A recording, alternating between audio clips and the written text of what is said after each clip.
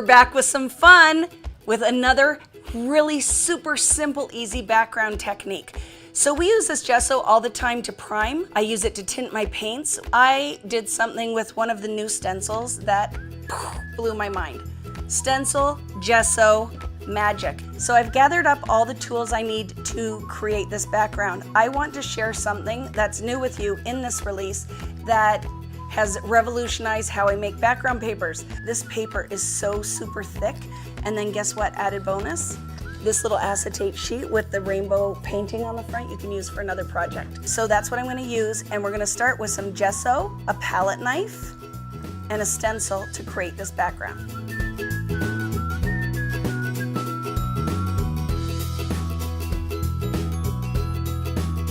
Wasn't that super easy? Just added a little bit of gesso. The whole key here is to let it completely dry. I have one ready to go. So the next thing we're going to use is my art crayons and the kissing technique with the sheet of acrylic and some water to create the background.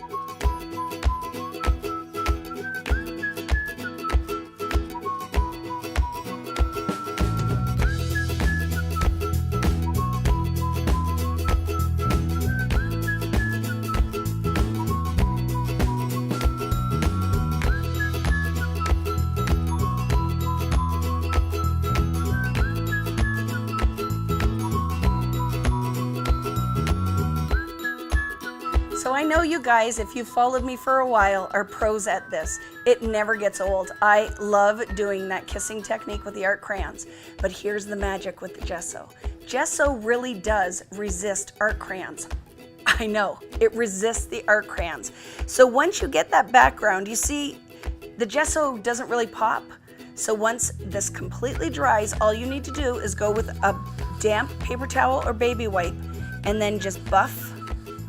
See the magic happening? Just buff your gesso off and it will make all of that white script from the stencil pop.